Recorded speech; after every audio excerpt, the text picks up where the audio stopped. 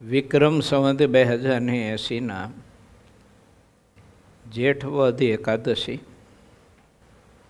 તારીખ 2/7/2024 મંગળવાર શ્રી સ્વામિનારાયણ સંસ્કાર ધામ જોથાણ સુરત. વાલા ભક્તો, આજે યોગીની એકાદશીનો પવિત્ર દિવસ છે. ગઈકાલે વાત કરી હતી મેં એ રીતે આપ સૌ ભક્તોએ આજનું એકાદશીનું વ્રત કર્યું હોય છે. કોટી ગૌ કેરા દાન કરે તો એ નાવે તેને તુલ લવની. એમાં આપણા પરમહંસોએ એકાદશીનું મહાત્મય ગાયું છે. કરોડો ગાયોના દાન કરે અને જે ફળ મળે એની કરતાં ઇન્દ્રિયો અંતકરણને એકાગ્ર કરી અને એને ભગવત ભક્તિ દીક્ષિત કરી અને એકાદશીનું વ્રત કરે તો અનેક ગણું ફળ લીખવું. એમ કોટી ગૌ કેરા દાન કરે તો પણ નાવે તો અને તેને લવની. આવું મહાત્મય છે એકાદશીનું. એટલે એકાદશીનું વ્રત આવતું એટલે આગલા દિવસે ભગવાનના ભક્તને અતિ ઉત્સાહ હોય. જેમ એકને એક દીકરાના લગ્ન આવતા હોય ને એક જ દિવસ બાકી હોય અને મા બાપને ઘરના બધા સભ્યોને કેટલો બધો આમ હરખના આનંદ હોય. એમ તો આ હવના હૈયામાં એટલો બધો આનંદ ઉભરાતો હોય, મા તો ન હોય એટલો આનંદ હોય. એમ એકાદશીનું વ્રત આવતું હોય ત્યારે ભગવાનના ભક્તને આગલા દિવસે એટલો બધો આમ હરખના આનંદ હોય કે આવતીકાલે એકાદશીનું મહાવ્રત મહારાજની મૂર્તિની સ્મૃતિ સહિત આ વ્રત કરી અને મહારાજનો અને પરમહંસનો હરિભક્તોનો રાજીપો ખૂબ જ કમાઈશું. આ મહા મોટી વાત છે. આજના પવિત્ર દિવસે પીપલાણામાં નીલકંઠ વણીને સદગુરુ રામાનંદ સ્વામીનો પ્રથમ મેળાપ થયો હતો. સંવત 1856 જેઠ વદ એકાદશીના દિવસે એક આદર્શ સદગુરુ અને એક આદર્શ શિષ્યનું મિલન છે. સર્વાવતારી ભગવાન શ્રી હરિ આ ધરતી પર પ્રગટ થયા એટલે મહારાજનું આ એક રૂપક છે કે એક આદર્શ શિષ્ય કેવો હોવો જોઈએ, આદર્શ દાસ કેવો હોવો જોઈએ, એના લક્ષણ શું, એનું અંગ કેવું હોય, એની સમજણ કેવી હોય, એનું સમર્પણ કેવું હોય.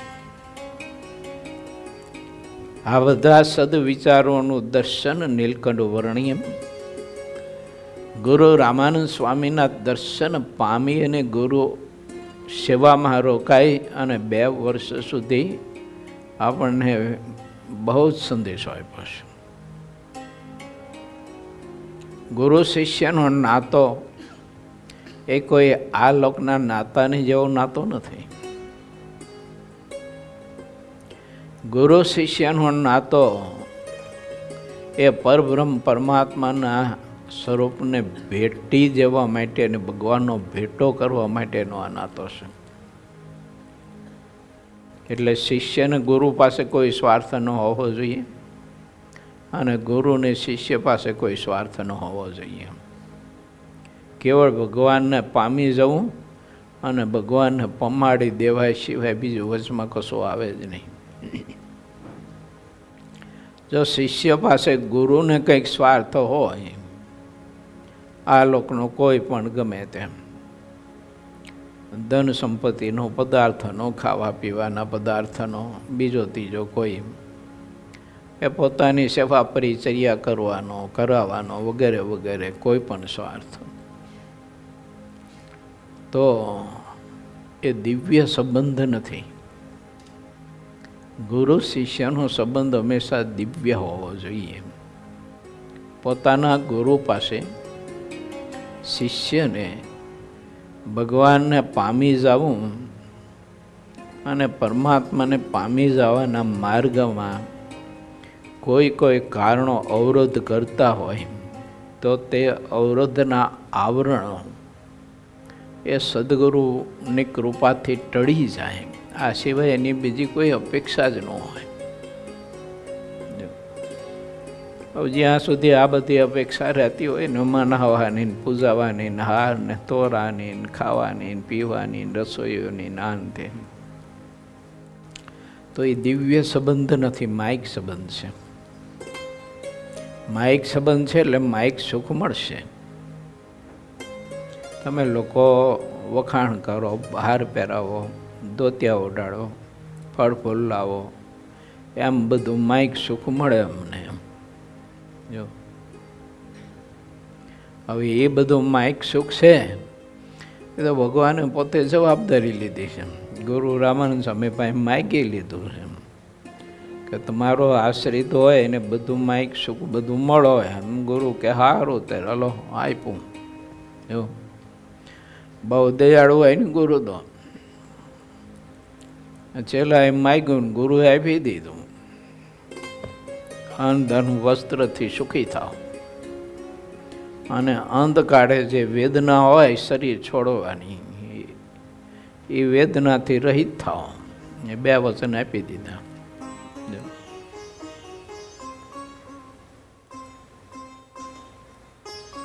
એટલે રામાનંદ સ્વામીને નીલકંઠ વર્ણી પાસે કોઈ સ્વાર્થ નહીં. નીલકંઠ વર્ણીને ગુરુ રામાનંદ સ્વામી પાસે કોઈ સ્વાર્થ નહીં. આ એક અદ્ભુત નિષ્કામ ભક્તિનું મિલન છે. અને નિષ્કામ ભક્તિ એ જ પરમાત્માનો ભેટો કરાવી દે છે. રામાનંદ સ્વામીને ભગવાનનો ભેટો થયો પ્રગટ પુરુષોત્તમનો. એનું કારણ જે હતું કે એમનું જીવન જ નિષ્કામ ભક્તિથી વણાયેલું હતું. એમને કોઈ આ લોકોનો સ્વાર્થ બીજો ત્રીજો કશો રાખ્યો નહીં. આ રસ્તો છે ને એવો નથી કે આપણે હાથ ધર્યો અને એમાં પાણી આપ્યું ને સંકલ્પ કર્યો, કંઠી પહેરાવી દીધી ને કામ પૂરું થઈ ગયું. એવું નથી આ વસ્તુ. પણ સત્સંગમાં એક એવું ચેલા ચાલુ થઈ ગયું. એમ આ હાથ લાંબો કર્યો, પાણી આપ્યું, સંકલ્પ કર્યો, કંઠી પહેરી, પૂરું. જય સ્વામિનારાયણ. ત્યાં કોઈનું વળી ભાવ હોય તો એકાદું નારિયેલને થોડોક હાંકરનો પોળો મૂકી અને ગુરુના ચરણમાં લોક આ ફોડીને ખાઈ જવા. જય સ્વામિનારાયણ. ત્યારે એમ કરીને રફુચક થઈ જાય. બાકી કરતો એમ કરતો હોય. એ આ સંબંધથી આમ કલ્યાણ થાય. આશ્રય સ્વીકારવો, વર્તમાન ધારણ કરવા, એનો મિનિંગ એવો છે કે આપણે આપણું આખું આપણા સદગુરુના ચરણમાં ધરી દીધો. પછી આપણા કોઈ હક કે રાઈટ ન રહ્યા. પછી સ્વતંત્ર નહીં, પછી આપણે પરતંત્ર થઈ ગયા. પછી સ્વતંત્ર જિંદગી ન જીવાય મારો બાપ. એ સદગુરુની મરજી પ્રમાણે જીવન જીવાય. એની મરજી પ્રમાણે ખાવા પીવાય, ઓઢાય, પહેરાય, હરાય, ફરાય, વ્યવહારો કરાય. એની મરજી પ્રમાણે જીવન જીવાય. તો વર્તમાન ધારણ કર્યા એટલે ખીલે બંધાઈ ગયો જીવ. અને આપણે હું ઓલા ઓખરિયા ઢોર જેવા ને તે પછી તોડે ને વયા જઈએ ઓખર કરવા. તે ઓખરમાં તો ઢોરને એ જ ખાવાનું હોય ને તે બીજું ખાવાનું હોય, ગંદકી ખાવાની હોય, મળ. એમ ભગવાનની મૂર્તિના સંબંધને છોડો એટલે બધા વિષય છે ને એ તો બધા મળ જેવા છે. જો ભગવાનના સંબંધને છોડીને જે કંઈ આત્મા વિષયો ઈચ્છે છે ને ભોગવે છે એ બધા જ મળ જેવા છે. જો એમાં કંઈ હારપ છે નહીં. સંતો એવું લખ્યું છે કે રાજાનો દેહ હોય, રાજાનો, તો એ દેહ પડી જાય ને તો એ દેહના કાં કીડા થાય, કાં મળ થાય ને કાં રેખા થાય. બીજા પશુ ખાય તો એનું મળ થઈ જાય, પડ્યો રહે તો એમાં કીડા પડે, બાળી દે તો રેખા થાય. આ ત્રણ સંજ્ઞા છે એની. રાજાનો દેહ હોય તો ભલે, અને પ્રજાનો કોઈ સાધારણ માણસનો દેહ હોય તો ભલે, પણ એની ત્રણ સંજ્ઞા છે: મળ, કીડા અને ભસ્મ. આ ત્રણ વસ્તુ થાય એમાંથી, બીજું કાંઈ ન થાય. માટે નીલકંઠ વર્ણીએ બતાવ્યું છે કે આ એટલો બધો દિવ્ય સત્સંગ છે. ગઈકાલ કથામાં એવું હતું, 40મા તરંગમાં, તમને સ્મરણપટમાં હોય તો, શુભ સત્સંગનું ફળ એવું લખ્યું હતું આમાં. શુભ સત્સંગનું ફળ, રૂઢી બુદ્ધિનું ફળ, તે સત્સંગ છે. 32મી ચોપાઈ છે 40મા તરંગની. રૂઢી બુદ્ધિનું ફળ સત્સંગ, અને પરમાત્માની આપણે ભક્તિ કરી હોય કોઈ પૂર્વે, કોઈ આગલા જન્મે, ગત જન્મે, તો એનું ફળ છે આ સત્સંગ. આ સત્સંગનું ફળ શું છે? તો એ સત્સંગમાંથી આપણને ભગવાનના સત્પુરુષ મળે છે, એનું ફળ છે. અને સત્પુરુષ મળે તો એનું શું ફળ છે? તો એનું ફળ છે ભગવાનની મૂર્તિનો સંબંધ થાય, પ્રભુની મૂર્તિ મળે. આ એનું ફળ છે. શેનું? રૂઢી બુદ્ધિનું, કુશાગ્ર બુદ્ધિનું. જે ભગવાનના સંતને ઓળખી શકે, આ સત્સંગનું જેમ છે તેમ મહાત્મ્ય સમજી શકે, એને કુશાગ્ર બુદ્ધિવાળો ને રૂઢી બુદ્ધિવાળો કહેવાય. અને એ કામ કઠણ છે. આ લોકમાં ભગવાનના સત્પુરુષ આપણને મળ્યા હોય, સામે ચાલીને આપણે ઘેર આવ્યા હોય, સામે ચાલીને આપણી સામે આવ્યા હોય, અને એને ઓળખવા એ કામ કઠણ છે.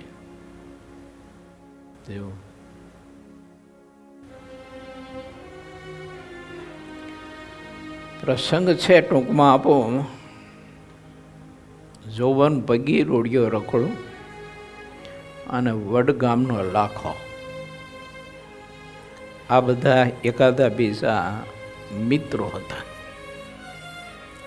એટલે જોબન બાપુના આ બધા બાતમીદારો હતા. રોડિયો રખડું, લાખો બધા બાતમીદાર હતા કે ક્યાં ગામમાં અથવા કઈ જગ્યાએ એક જાન નીકળવાની છે, કોની કેવી, એ લૂંટફાટ કરવાના બધા સંદેશાઓ બધા ને આ લોકો આપતા. તો એક વખત બધી મંડળી બેઠી હતી, અને પછી તરેના બધા છે ને લૂંટવા માટેના બધા વિચારો એકાદા બીજા કરતા હતા. ત્યારે રોડિયા રખોડે કહ્યું કે બાપુ,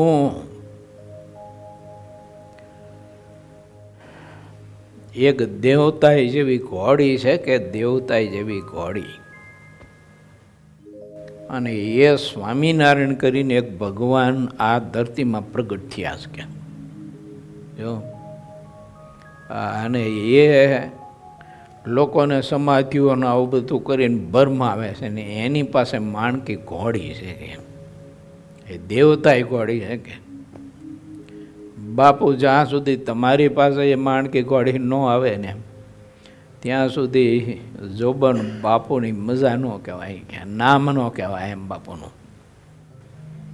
જોબન બાપુ એ ધાર્યું એટલે કામ કરે જ પાછા એમ. જો ઠેઠ કલકત્તા સુધી લૂંટવું હોય તો લૂંટી આવે, આવા પુરુષ. આ બધી વાત ચાલતી હતી. એ વાતમાં પછી લાખાએ કહ્યું કે જોબન બાપુ, હું એક વખત છે ને માછલા પકડી અને નદીમાંથી બહાર નીકળો, અને એક તપસ્વી નાનો બાળક હશે કે 15-17 વર્ષની ઉંમરનો, અને શરીર આવ હુકાઈ ગયેલું, પણ કે શરીર હુકાઈ ગયેલું પણ સારું કે ખબર નહીં એના શરીરમાં તેજ, આ હા હા હા, એ મૂર્તિ તો ભૂલાતી નથી કે. અને બાપુ મૂર્તિ તો એવી ખરી, પણ આશ્ચર્યની વાત તો એ છે કે મારી જોરીમાં માછલા હતા ને એ જાણી ગયા, અને મારું નામ દઈને કહ્યું કે લાખા, આવું પાપ કેના માટે તું કરે છે? આ બધી વાત કરીને મને બધું ચિત્ર બતાવી દીધું કર્મનું. ત્યારે એટલું ચિત્ર જોઈને વર્ણિની વાત સાંભળીને લાખો તો બિચારો હાવ ઝાંખો થઈ ગયો, હે ને, વિચારમાં પડી ગયો કે આવડું છોકરું મારી અંતની બધી જાણે. હારું, આ તો ગજબનું કહેવાય. અને પછી બાપો એ મરી ગયેલા માછલા એને નદીમાં નખાવ્યા, બધા સજીવન થઈ ગયા, કે વાત ભૂલાતી નથી મારાથી. કે બોલો, આને કહેવાય કે ભગવાનને, આને કહેવાય મહાસમર્થ પુરુષ. કે લોકો સ્વામિનારાયણ વાહે પડ્યા બધા, જો જીવન મુક્તા કરે ને સ્વામિનારાયણની પાછળ બધા ફરે છે. આવું તો પાખંડ હાલતું જોઈ બાપુ કે. એ વાત લાખાઈ કરીને એટલે જોબન પગીને સ્મરણ પટમાં આવ્યું. એ લાખા, ધારી તલાવડીના કિનારે છે ને એક આંબાના વૃક્ષ નીચે મેં એવા તપસ્વી જોયા તો કે મારે ઘેરથી હું બહાર નીકળો ને અને ધારી તલાવડી પાસે પહોંચ્યો ને તો એવી તેજસ્વી કાયા, બાજુમાં તોંબી પત્ર પડ્યું હતું, પલાશનો દંડ હતો, મૃગ ચર્મ ઉપર પદ્માસન વાળી અને ધ્યાનસ્થ મૂર્તિ બેઠી હતી. હું અહીંયાથી નીકળ્યો ને તે હાથ ઘેરો મારું નામ દઈને ગયા જોબન બાપુ. તો હું તો આશ્ચર્ય પામી ગયો, આ અવાજ ક્યાંથી આવે છે, આવો ગંભીર ઘેરો અવાજ. જોયું તા તો ઓલા તપસ્વી વર્ણી હાથ લાંબો કરે, એ બાપુ, જોબન બાપુ. હું તો ધીમે ધીમે ડગ ભરતો ત્યાં ગયો. આશ્ચર્યની તો વાત એ છે કે લાખા મારી અથતી ઈતી બધી વાત કરી દીધી એને, અને મને કહ્યું કે બાપુ જોબન, આવા બધા પાપના કર્મ કરેશ તો એ ભોગવવા પડશે બધા તારે. મેં કહ્યું કે હે વણિરાજ તપસ્વી, આ બધું જમપુરી બમપુરી બધું ખોટું કે.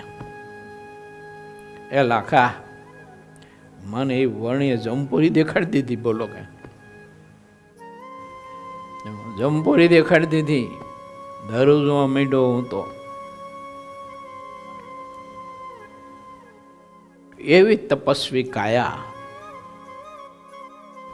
આપણે એવું સ્વરૂપ જોયું નથી આ ધરતી ઉપર કે આવી બધી સંતલસ કરતા તે લોકો વાતો કરતા હતા. જેની વાતો કરતા હતા ને એની ઘોડી છોડવા માટેનો સંકલ્પ કર્યા પાછા.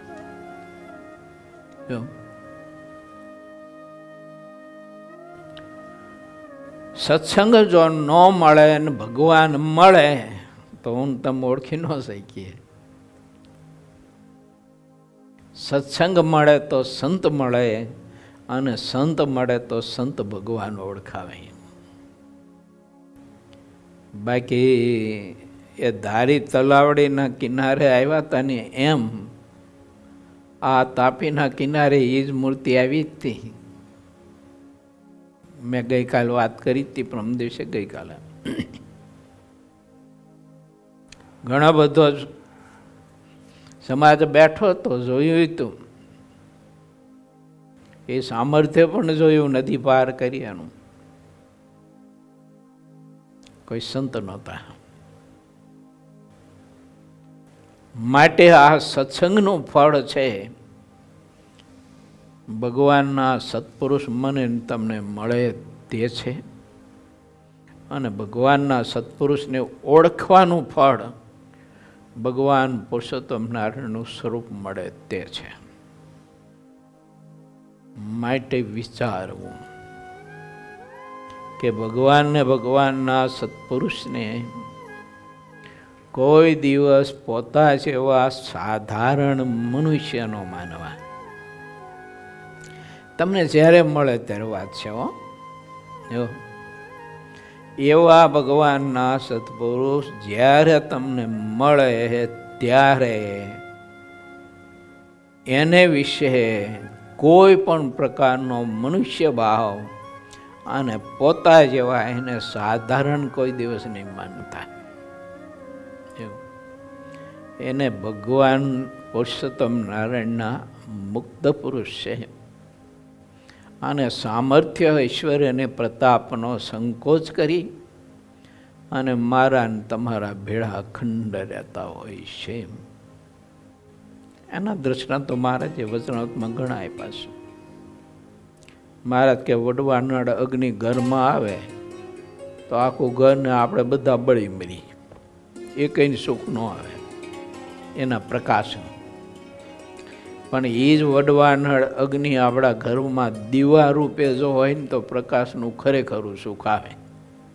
મહારાજ કે ભલે ફૂંક મારીને ઓલવી જાય એવો અસમર્થ છે, પણ તોય એ અગ્નિથી એને સુખ આવે, દીવા રૂપે છે એનાથી.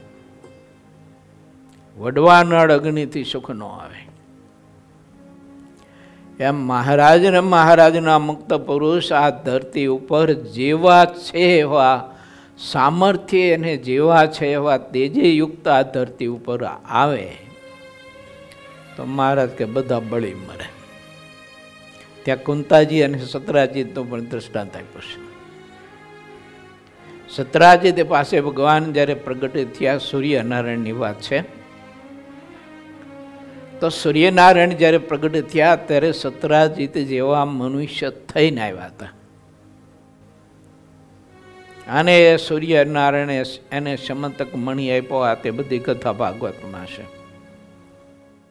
અને કુંતાજીએ દુર્વાસાના આપેલા મંત્રો જ્યારે ભણી એને બોલી ત્યારે સૂર્યનારાયણ એની પાસે આવ્યા, પણ એના જેવા મનુષ્ય થઈને આવ્યા.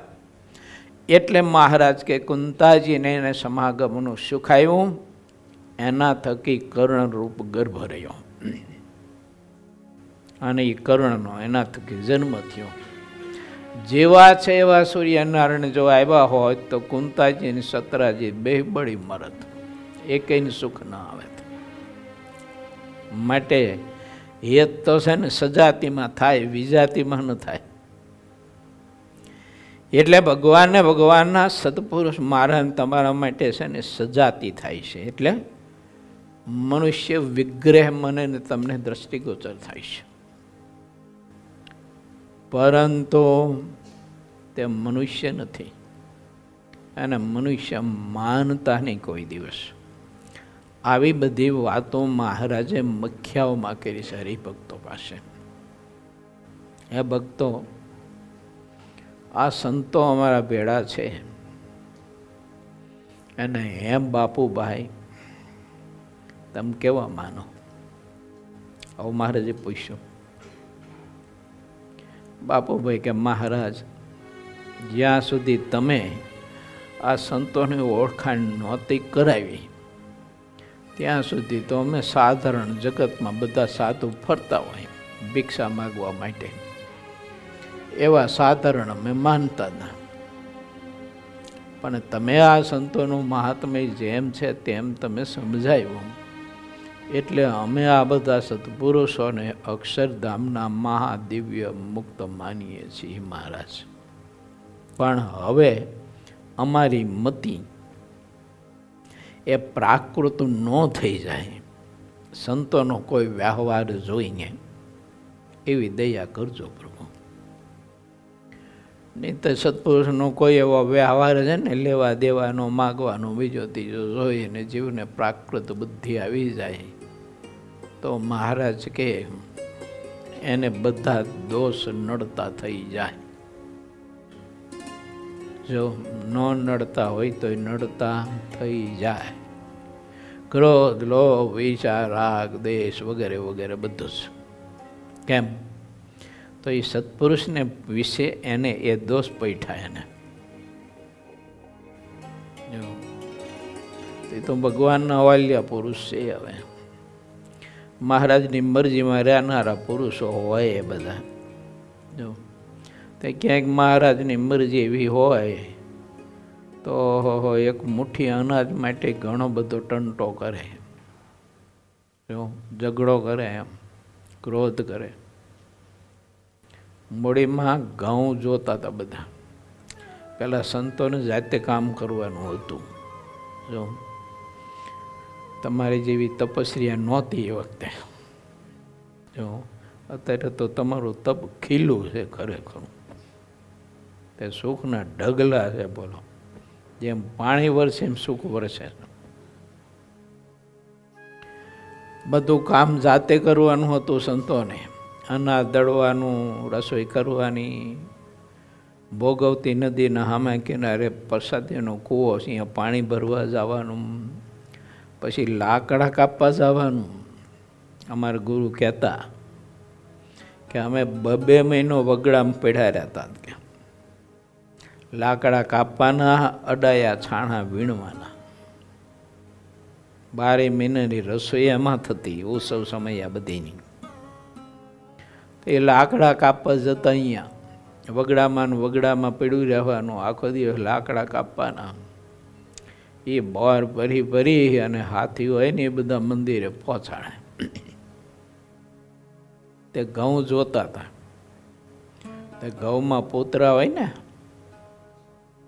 જોયા હે? ઘઉંમાં પૂતરા હોય. તે પૂતરા કાઢીને ડગલો કરીને પછી નાખી દીધા ચોકમાં. એક સાધુએ 2-3 ખોબા ભરીને. તે આપણા દાદા ગુરુ ગુણાતીત સ્વામી મોટી વાડી આંટો મારવા ગયા છે. તે આવ્યા જોયું તે ઓલા ચોકમાં પૂતરા જોયેલા નાખેલા. તે સ્વામી જબા મઠમાં આવીને બધા સાધુને પૂછ્યું કે ઓલા પૂતરા કોને નાખી દીધા?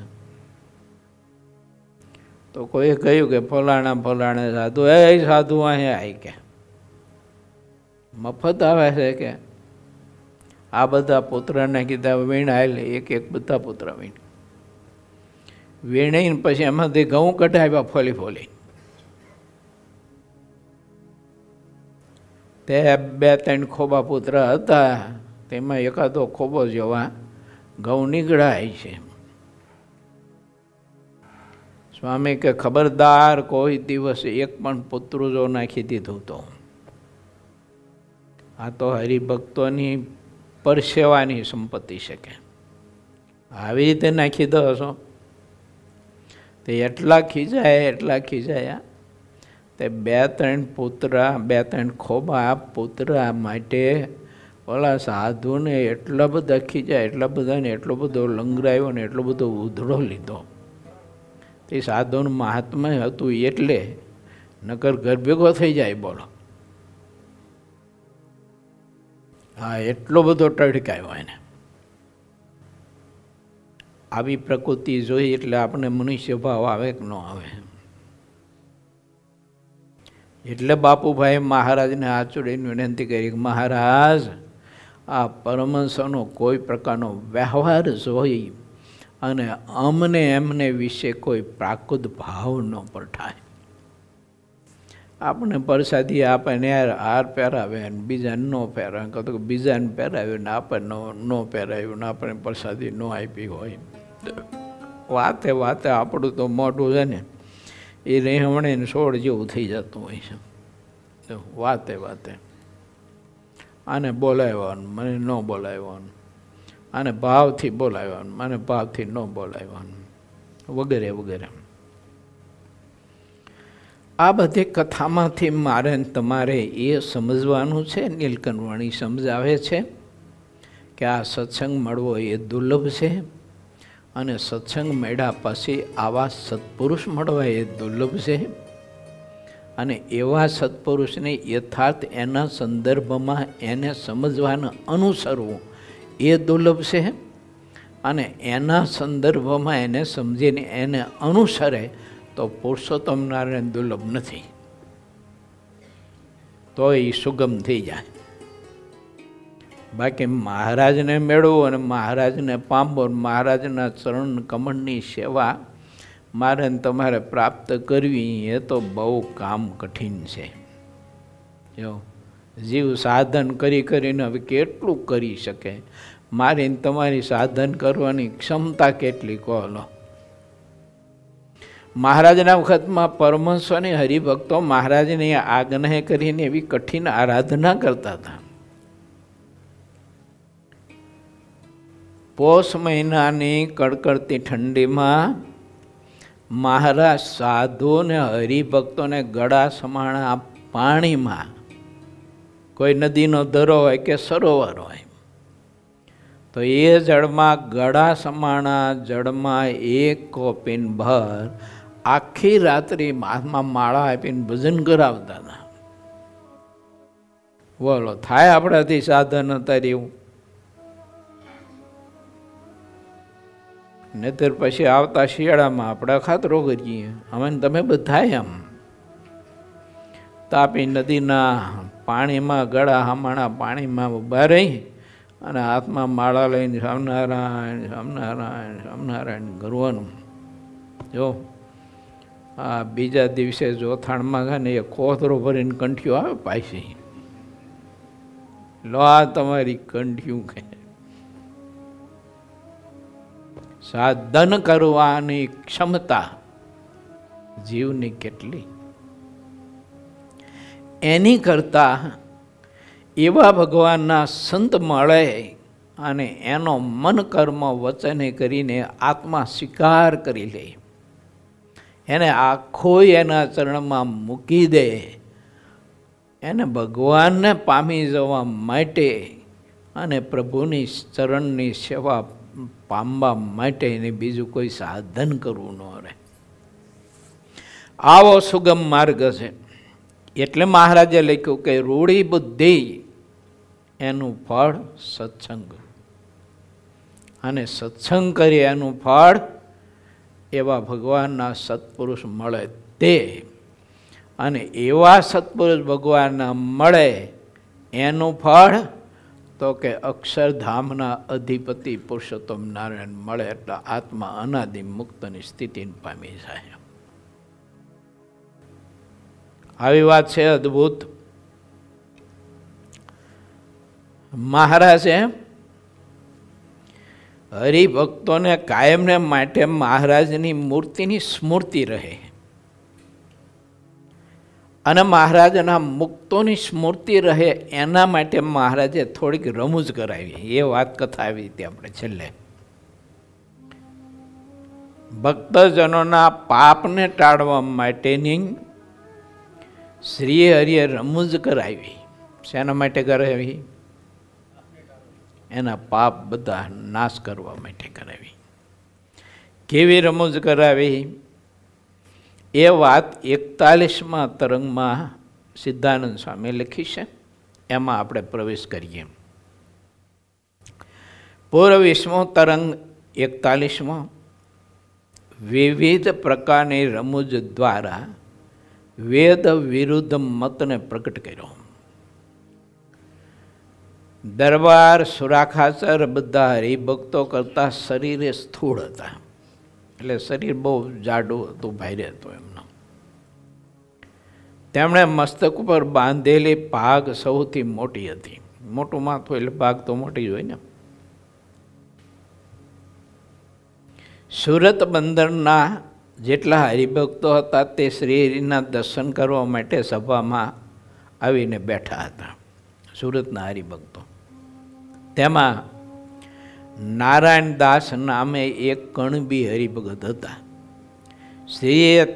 શ્રીહરિએ તેમને રમૂજ કરાવવા માટે કહ્યું,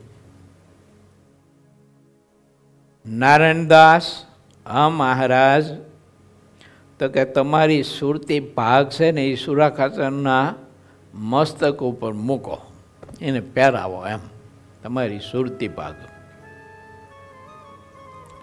તો જોઈએ તો ખરા કે તે કેવા શોભે છે સુરાખાચર.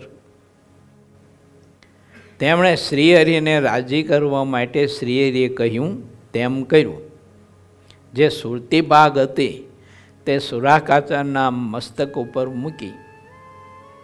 સુરાખાચરના મસ્તક ઉપર મૂકેલી તે ભાગ હાથીના માથા ઉપર મૂકેલા નાળિયેર જેવી લાગતી હતી. એવી લાગે ને. સુરાખાચરનું શરીર કેવું પુષ્ટ અને ભાગ સુરતી આવ નાની, આમ ડબ્બા જેવી.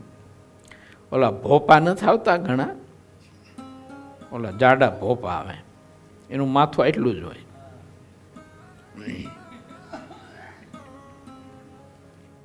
એવા પોતરા હોય છે ભોપા. નામ બીજું જે હોય, આ તો હું કહું છું ભોપા એમ.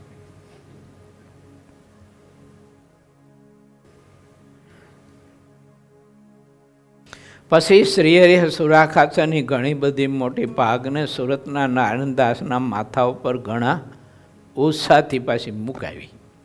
સુરાખાચરની ભાગ એટલે તો માથે કપાની ગાંહડી બાંધી હોય એવું લાગે એમ. જો એટલે ગાંહડી ઉપાડી હોય ને કપાની મોટી, હા એવું મોટું ભરોટિયા જેવું લાગે એમ. જો તે કીડેના માથા ઉપર મૂકેલા આંબળાને જેવી લાગતી હતી. બોલો, આંબળાનું ફળ કેવું હોય, એ કીડી ઉપર મૂક્યું હોય કેવું લાગે. સુરાખાચર અને નારાયણદાસના ઉપર મૂકેલી પાગને દેખીને શ્રીહરિ સૌથી વધારે પ્રસન્ન થયા અને રાજી કરવા માટે ગઢપુરના નાથા ભાવસાને પ્રેમ ભાવ રહેતો હતો. તેઓને જેવો સમય હોય તેવી રીતે શ્રીહરિને રાજી કરતા આવડતું હતું. નાથા ભાવસા નળકાંઠા પ્રદેશમાં જે શંખલા થયા છે ને તે લઈને આવ્યા અને શંખલાને પહોંચી બાજુબંધ અને હાર કરીને પહેર્યા અને તેવી જ બનાવેલી પાઘડી પોતાના માથા ઉપર મૂકી. શંખલાના જ ઘૂઘરા બંને પગમાં બાંધ્યા અને કમર ઉપર પણ તે શંખલા બાંધી દીધા અને તે શંખલાની માળા હાથમાં લીધી અને કપાળમાં ભયંકર તિલક કર્યું. જેટલા વેદ વિરુદ્ધ મતો છે તેના બધા ચિહ્નો તેણે પોતાના શરીર ઉપર ધાર્યા અને વેદ વિરુદ્ધ બધા ચિહ્નો જોઈને શ્રીહરિએ તેને પૂછ્યું. તેના ઉત્તર નાથા ભાવસારે એ રીતે આપતા હતા કે જેથી જેટલા વેદ બહારના મત છે તે દેખાઈ આવે. નાથા ભાવસારે વેદ વિરુદ્ધ જેટલા મતો ચાલતા હતા તેને તેઓ વેશ ધરીને પ્રત્યક્ષ બતાવી દીધું. મહારાજનો કોઈ પણ આશય છે ને એ જીવનું કલ્યાણ કરવા સિવાય હોય નહીં. કોઈ પણ ભોગે જીવનું આત્માનું કલ્યાણ કરવું અને એના કારણ શરીરમાં રહેલા કરેલા કર્મના બધા પાપો એ બધા નષ્ટ કરવા.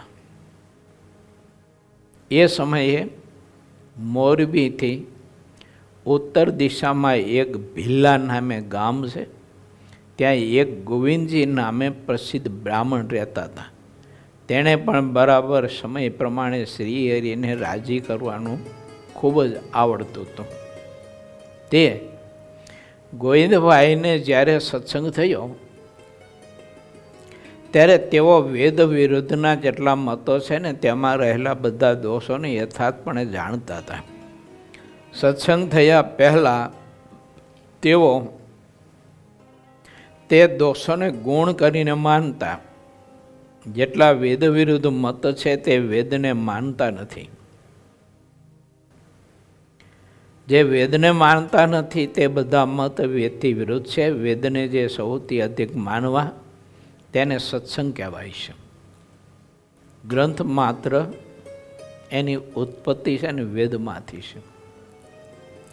ભગવાન વ્યાસજીએ 4 વેદનું દોહન કરી અને એમાંથી 18 પુરાણોની રચના કરી છે. અને તે 18 પુરાણોમાં મનુષ્ય તરીકે જન્મ જેને પરમાત્માએ આપ્યો એના ધર્મ શું, એનું જીવન કેવું હોવું જોઈએ, એને પહેરવું, ઓઢવું, ખાવું, પીવું વગેરે વગેરે મર્યાદા કેવી હોવી જોઈએ ને કેવી રાખવી જોઈએ, આ બધું અતથી ઇતિ વિધિ નિષેધનો બધો સિદ્ધાંત બતાવ્યો છે. આ વેદમાંથી જ છે બધું. વેદ એટલા બધા ગહન છે કે એને કોઈક જ ભણી શકે અને યથાર્થ એના સંદર્ભમાં એનો અર્ક કોઈક પ્રાપ્ત કરી શકે. એટલે ભગવાન વ્યાસજી પ્રગટ થયા અને પ્રભુ પ્રગટ થયા વિચાર કર્યો કે આ ધરતીનો માનવ સમાજ એના કલ્યાણ માટે, એના ઉદ્ધાર માટે હું શું કરી શકું. પછી એમણે વેદનું મંથન કર્યું. એ વેદનું મંથન કરી અને એમાંથી અર્ક રૂપે 18 પુરાણોની રચના કરી છે. 17 લખ્યા પહેલાં, પછી થોડોક ઉદ્વેગ રહેતો હતો. એમના સામ્યપ્રાસ નામના આશ્રમમાં એ ઉદ્વેગમાં બેઠા હતા. મહર્ષિ નારદ ત્યાં પધાર્યા. નારદજીએ ભગવાન વ્યાસજીને ઉદ્વેગનું કારણ પૂછ્યું. જવાબમાં કહ્યું કે 17 પુરાણની મેં રચના કરી છે, પણ હજુ મને કંઈક આમ હૃદયમાં જોઈ એવી સાતા નથી, કંઈક ખૂટે છે. નહીં સમજાતું કે શું ખૂટે છે. નારદજીએ કહ્યું કે પ્રભુ આપ તો પરમાત્મા છો, ભગવાન છો. જીવનના કલ્યાણ માટે વેદોનું દોહન કરી અને લોકોને સાચું વેદનું તત્વ આપવા માટે પ્રગટ થયા છો. એટલે તમે અત્યારે મનુષ્ય ચેષ્ટામાં છો અને એટલે તમે આ રૂપક આચરી રહ્યા છો. એટલે પ્રશ્ન કર્યો છે તો કહું છું કે આપે બધું તત્વ લખ્યું છે. ત્યાગ, વૈરાગ, જ્ઞાન, આત્મનિષ્ઠા, યોગ, પંચરાત્ર, સાંખ્ય જ્ઞાન વગેરે વગેરે તમે બધો જ દોહન કરી અને પછી સમાજ માટે થઈ અને પુરાણો બનાવ્યા. પણ તમે ભગવાનના ચરિત્રનો ગ્રંથ નથી લખ્યો. જીવને ભગવાનના ચરિત્ર શ્રવણથી અને ચરિત્ર સ્મરણથી જેવી શાંતિ થાય એવી એને બીજા કોઈ ગુણોથી શાંતિ થાય કે ન થાય.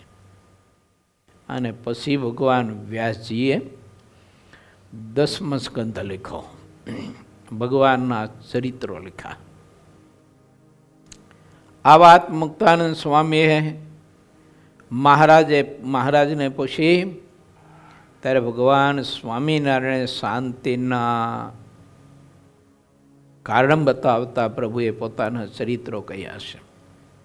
સ્વામી આમ નાના હતા ને તો એક દિવસ આશ્રમ બેઠા જ કે અમે કેવડા તો કે મેં 3 વર્ષના હતા ત્યારે અમે 3 વર્ષના હતા આશ્રમ બેઠા હતા.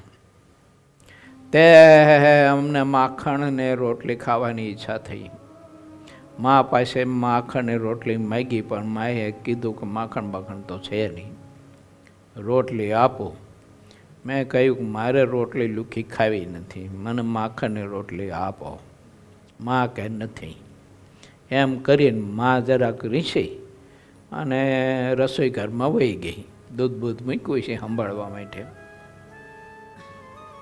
ત્યારે પછી મહારાજ કે સ્વામી અમે 3 વર્ષના હતા ને ત્યારે આશ્રમ બેઠા બેઠા હાથ લાંબો કર્યો કે હાથ લાંબો કર્યો અને ચંદનમાસીના ઘરમાં સિક્કા ઉપર છે ને એક મટકોડીમાં માખણ હતું તે એ મટકોડી અમે ઉપાડી. એ મટકોડી હાથ લાંબો કરીને ઉપાડી અને પછી અમે એ મટકોડી અમારા ખોળામાં રાખી અને ભક્તિમાં એ રોટલી આપી તે ફૂલકા તો એ ફૂલકા ઉપર માખણ ચડાવીને પછી અમે ખાતા હતા. ભક્તિ માતા રસોઈ ઘરમાંથી કંઈક પરવારીને બહાર આવ્યા અને મને પૂછ્યું કે આ ક્યાંથી લાવ્યો માખણ? કે તો કે ચંદન માસીના ઘેરથી લાવ્યો. કે તો ચંદન માસીના ઘેરથી ક્યાં? તું તો હજી હાલતા તને આવડતું નથી, પાંખોડિયા હાલે છે. અને ચંદન માસીના ઘરે કેમ જઈ આવ્યો? માને ખોટું લાગ્યું એટલે ખોટું બોલે એમ. તે દોડતી ગયા ચંદન માસીની. ચંદન માસીને પૂછ્યું કે હે ચંદન બા, તમારા સિક્કામાંથી માખણની મટકુડી કોઈ લઈ ગયું છે? તે કહે લે ભક્તિ માતા, હું તો ક્યાં નહીં વિચાર કરતી હતી કે હું બેઠી હતી મારા ઘરમાં કે માચી ઉપર અને રસોઈ પકવવાની બાકી હતી કે એટલે વિચાર કરતી હતી કે હમણાં લોટ બાંધી દઉં અને દાળને ભાત ચૂલા પર મૂકી દીધા છે તો એ ચડી જાય ત્યાં સુધીમાં રોટલી બાંધી દઉં. તે વિચાર કરતી હતી તે ભક્તિ માતા હું કહું કે તમે તો વાત માનશો નહીં કે આ એવો ધોરો રૂની પૂણી જેવો હાથ દેખાણો મને કે તો હું તો આંખો વીંચી જઈ. મને એમ થયું કે આ ભૂત આવ્યું શું આવ્યું એમ. અને આ વાત વચનાત્મા મહારાજે લખી પછી હો. આ જીવને દર્શન દેવું ને મહારાજ કે કંઈ વાર નથી. અને એને એમ થાય કે આ ભૂત શું હોય છે એમ.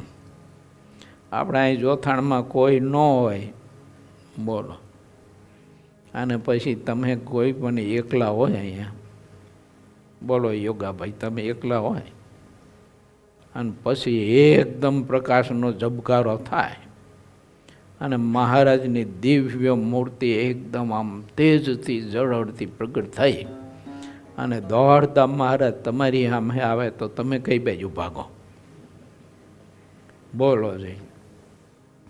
અને કદાચ મહારાજ પકડી લે પછી એમ કે હું માગ માગ તારી ઉપર રાજી થયો, માગ જે માગ તે તમે શું માગો કહો છે.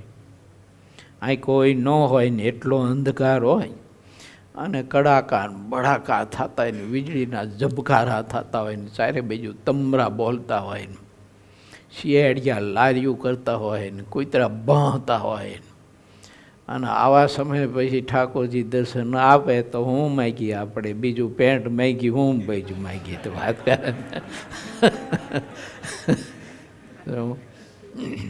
બીજું ધોતિયું માગે બીજું હું માગે હે.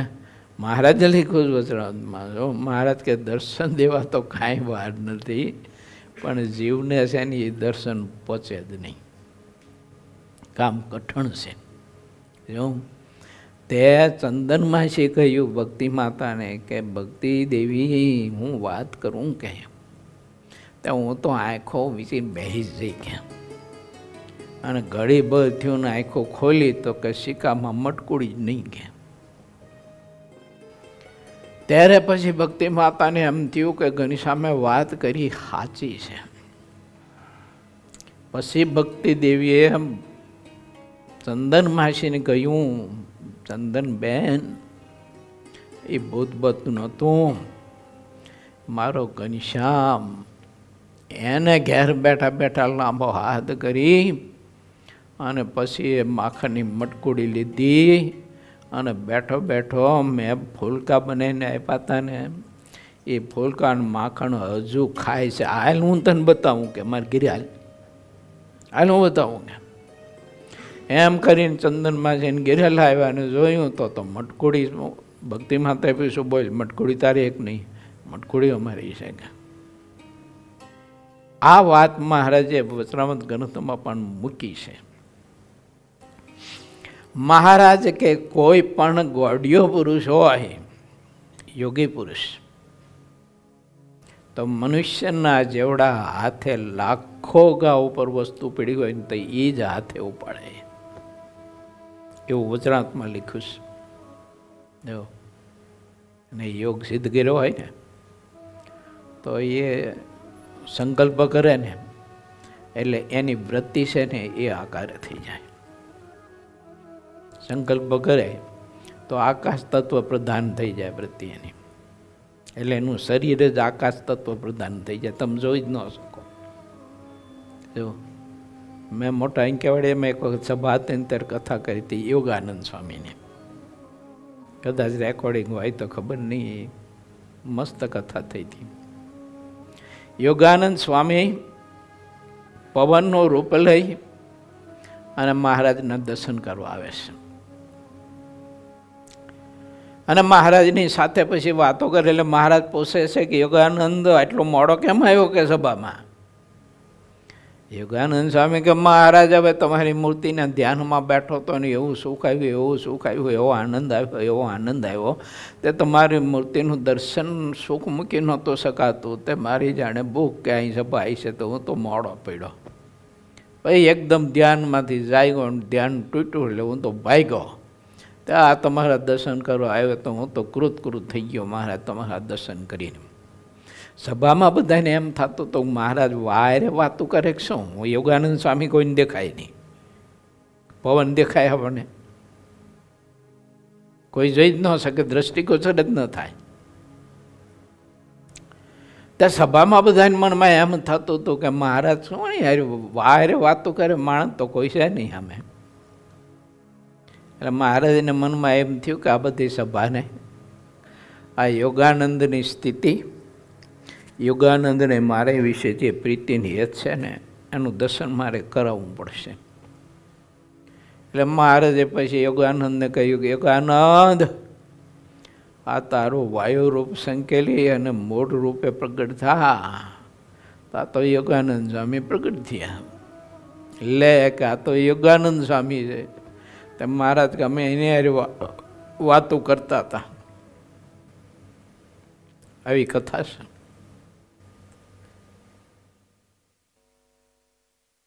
માટે વાત શેની ખબર?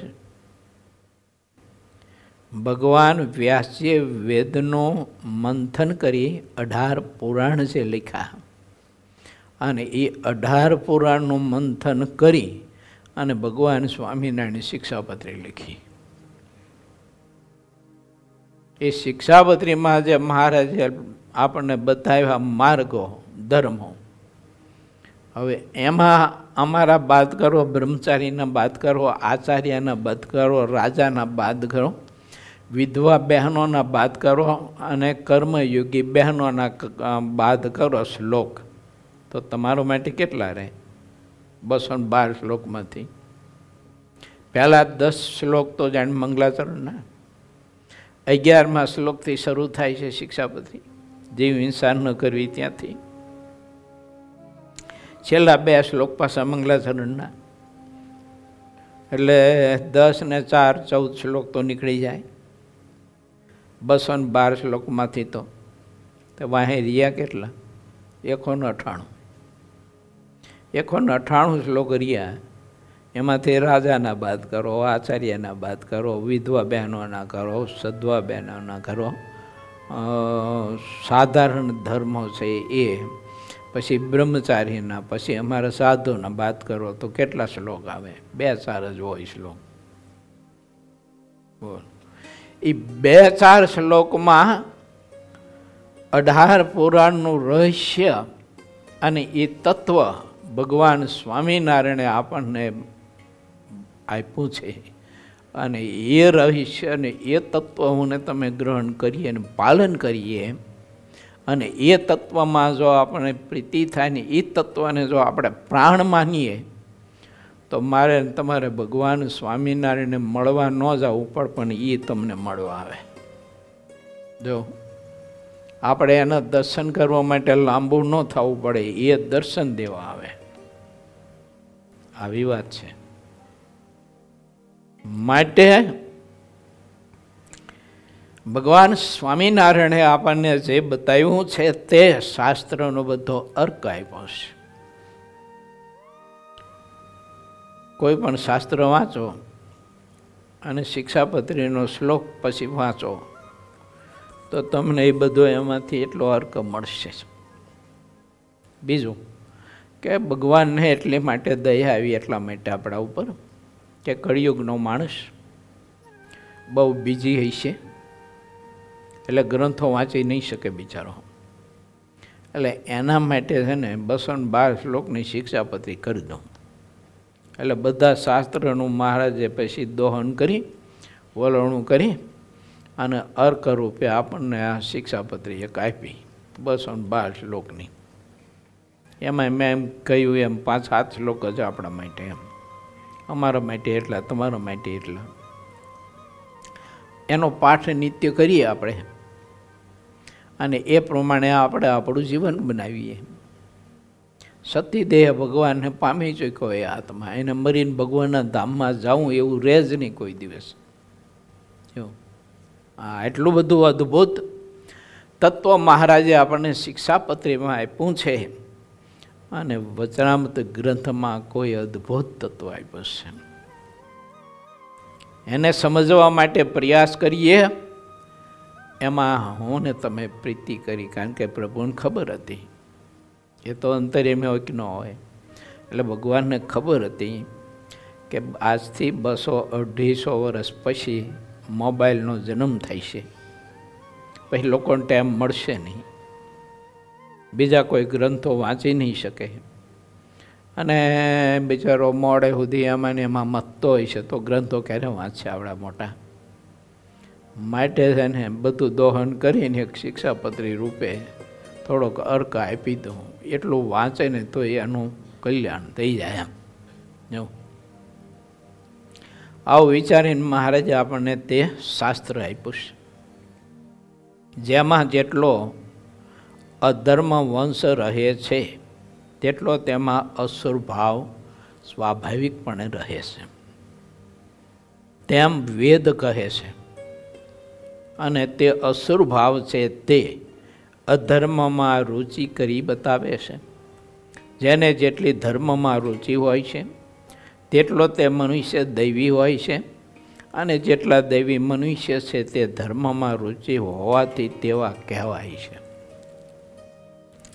રુચિ ઉપરથી જે માણસ જેવો હોય છે તેવો યથાર્થ દેખાઈ જાય છે, અને વેદ પણ તે રીતે જ વારંવાર કહે છે.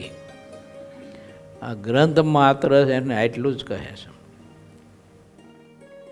સારી રુચિ બાંધો, એમ સારા વિચારો કરો, સારાનો સંગ કરો, સારું શ્રેષ્ઠ જીવન જીવો, ગંદુ જીવન નહીં. જેવા વિચાર તેવું જીવન. મનુષ્ય જ્યાં સુધી વેદથી વિરુદ્ધ મતમાં રુચિ રાખે છે ત્યાં સુધી તે ઘણો અલ્પ અજ્ઞાની છે. જે મનુષ્ય તુચ્છ રુચિ રાખે છે તે મનુષ્ય તુચ્છ રહે છે, અને જે ઉત્તમ રુચિ રાખે છે તે ઉત્તમ મનુષ્ય બને છે. મોટા પુરુષો એવું કહેતા કે અંતે રુચિ સહાય કરશે, પણ સુરુચિ હોય તો એ કુરુચિ જો હોય તો પછી વિક્ષેપ કરી સહાય ન કરે. માટે ભગવાનના ભક્તને સારી રુચિ બાંધવી.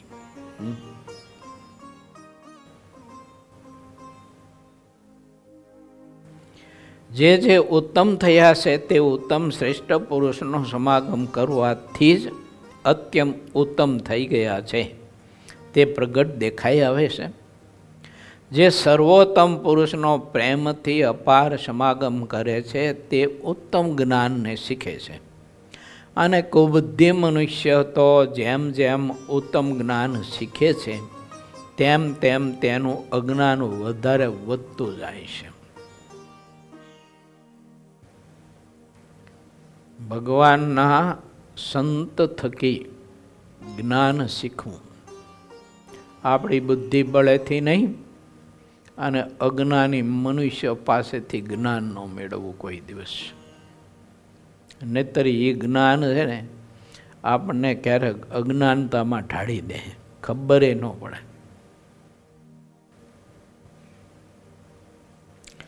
કુબુદ્ધિવાળા માણસો તો આવા ઉત્તમ સત્સંગનું જ્ઞાન શીખીને પણ અધિક ખડતાવાળા થાય છે, પણ તે હરિભક્તોને તુષ કહે છે. પોતાનો મહાત્મય જે વધારે જાણે તેવા હરિભક્તને તે મોટો દેખે છે. જેટલા તુચ્છમતીવાળા કુબુદ્ધિ હોય છે તે સત્સંગના જ્ઞાનને શીખીને પોતામાં વધારે ગુણોને માને છે. હરિભક્તોમાં જેટલા ગુણ દેખાતા નથી તેટલા તે સત્સંગથી વિમુખ રહે છે.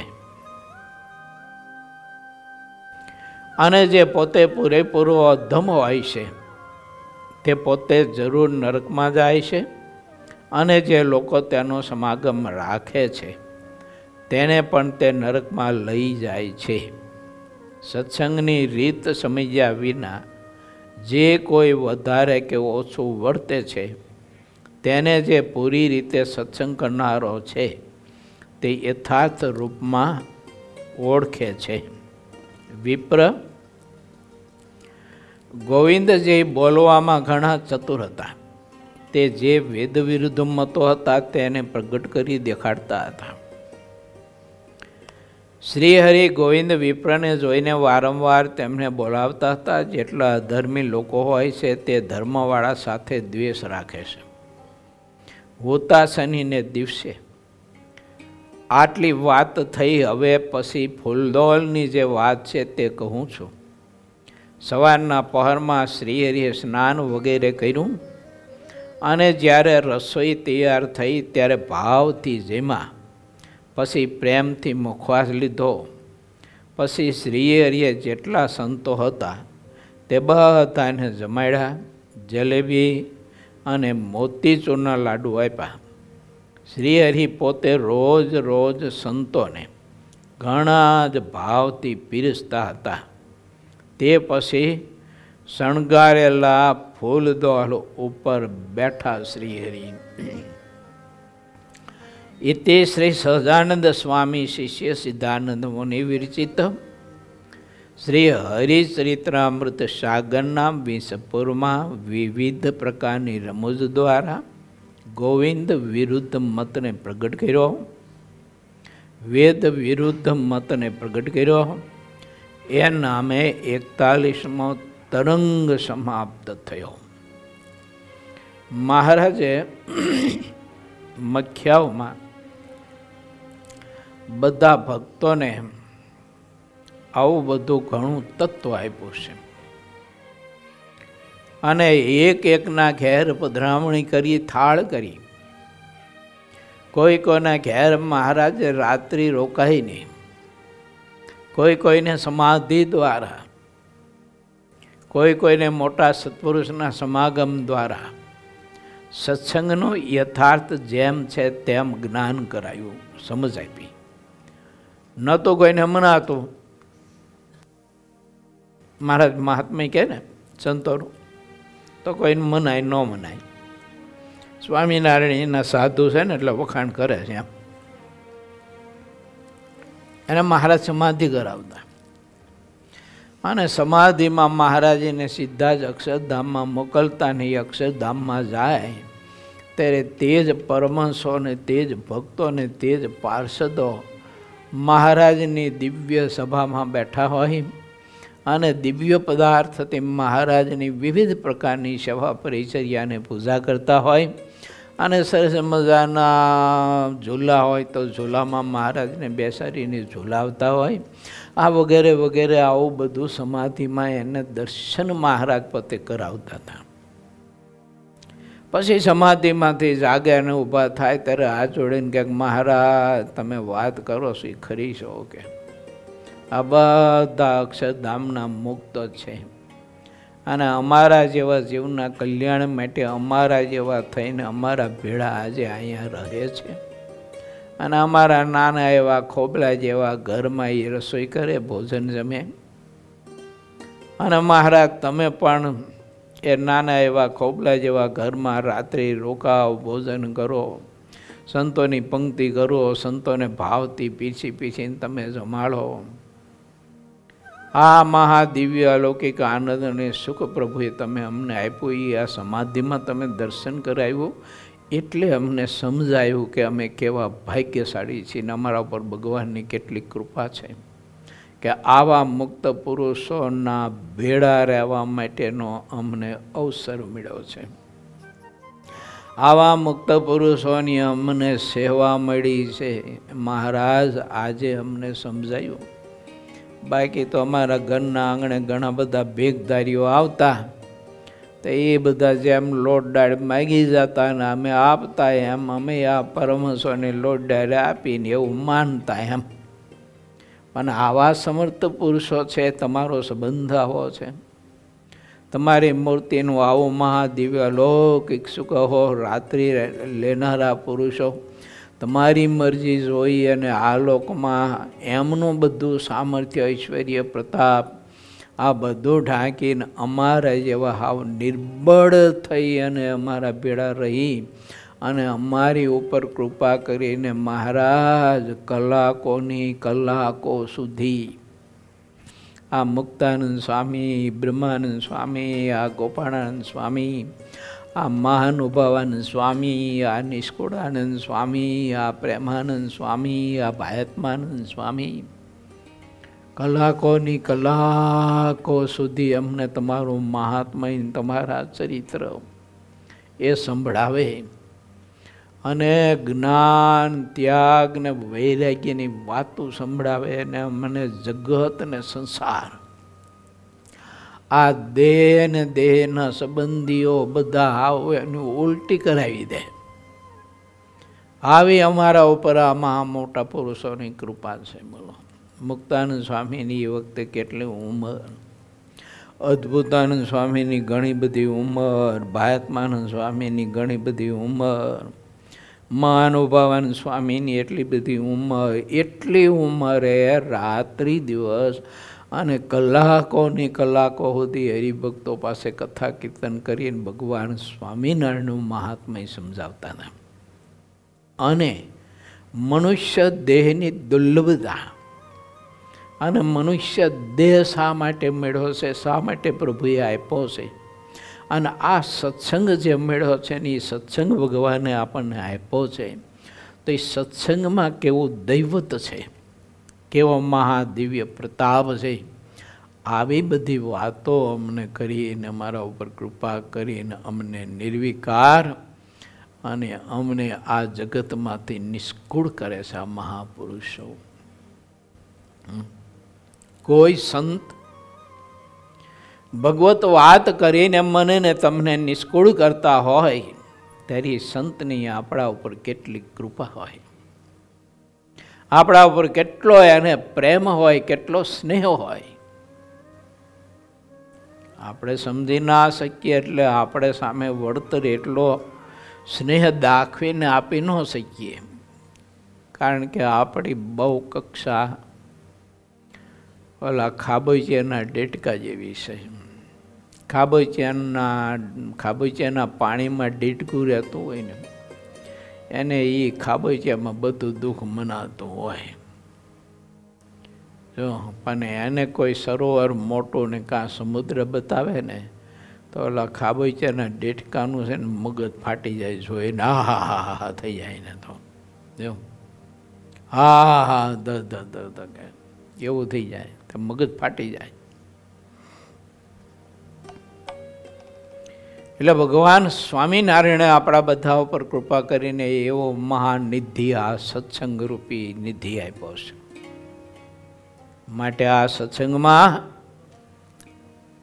અપરિમિત સુખ છે, અઢળક સંપત્તિ છે, ગોતવી જોઈએ. એમાં હાચા મોતી હોય, ફટકિયા મોતી હોય, એમાં માણે ઘેરા વગેરે વગેરે હોય, એમાં સીપલા હોય અને એમાં શંખલા હોય, એમાં કોડાઈ હોય.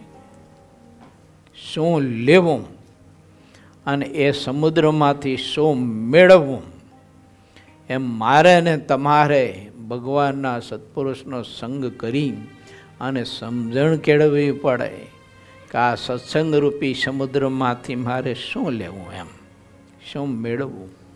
આવો અવસર મહારાજે કૃપા કરીને આપ્યો છે. આવો દિવ્ય સત્સંગ મળ્યો છે, એનો કેફ રાખવો. જો એનો એટલો બધો આમાં આપણને કેફ રહેવો જોઈએ કે એ કેફમાં ને કેફમાં આત્મા અખંડ ને અખંડ આનંદમાં ઝૂલતો રહે. આવો દિવ્ય સત્સંગ મને મળ્યો. મહારાજની કેવી કૃપા! જો ના થઈ હોત તો ખબર નહીં કે આપણે આજે ક્યાં બેઠા હોત, ક્યાં રખડપટ્ટી કરતા હોત, ક્યાં બધા ગંધાતા વિષયો ખોતરી ખોતરીને ખાતા હોય લઈને. જો મહારાજની કૃપા માટે સત્સંગ ખૂબ જ કરવો, સત્સંગમાં ગાઢ પ્રીતિ કરવી, એવો સત્સંગ કરવો, અહોરાત્રિ કરવો. એમ આપણા પરમહંસો એમ કહેતા, અહોરાત્રિ સત્સંગ કરવો. મહારાજે પણ કહ્યું છે. મહારાજ કે ધ્યાન ભજન કથા કીર્તન એમાંથી અમને તૃપ્તિ નથી થતી, તમે પણ એ જ કરજો. મહારાજ કે જ્યાં સુધી તમારા શરીરમાં શ્વાસ ચાલે ત્યાં સુધી મહારાજ કે સત્સંગ અખંડ કરતા રહેજો. ભગવાન સંબંધી બધી વાતો કરતા રહેજો અને સાંભળતા રહેજો. આવો અવસર છે, ભગવાન શ્રીહરિની કૃપા છે. માટે વાલા ભક્તો, સિદ્ધાનંદ સ્વામી મારા તમારા ઉપર બહુ કૃપા બહુ કરુણા કરી છે કે એને પોતે નરી આંખે અને નરા કાને સાંભળેલા અને જોયેલા ભગવાનના આ બધા ચરિત્રો, ભગવાનના ભક્તના જીવન કવર લખીને આપણી સામે મૂક્યા છે. શા માટે? તો એમાંથી કંઈક સારું તત્વ લેવા માટે કે એને સત્સંગ મળ્યો, એને સંતો મળ્યા તો એ ભગવાનના સંતના વચનમાં અને સત્સંગમાંથી એને ભગવાનને મેળવી લીધા, પ્રભુમાં જોડાઈ ગયા, ભગવાન પ્રદાન કર્યા. એને કશું જ પ્રદાન નહીં, મહારાજને મહારાજના સંતો સિવાય કશું જ પ્રદાન નહીં જગતમાં. એના માટે જેટલું ખંભવું પડે એટલું બધું ખમાય. ગમે તેટલા વિરોધો ગાયડો માર બીજું ત્રીજું, લોકો નાયત બારા મૂકતા, ગામ બારા મૂકી દેતા, દેશવટો દેતા, બધું જ એ ખમ્યા અને સહન કર્યું, પણ સત્સંગ ન છોડ્યો. અને એ સત્સંગનું એટલું બધું મહાત્મ્યને મૂલ્ય સમજાવ્યું મહાપુરુષોને. તો એ વારસામાં મને ને તમને ભગવાન સ્વામિનારાયણે કૃપા કરી અને આવો મહાદિવ્ય સત્સંગનો યોગ આપ્યો છે. આવા સાધુ આપ્યા, આવા હરિભક્તો આપ્યા છે.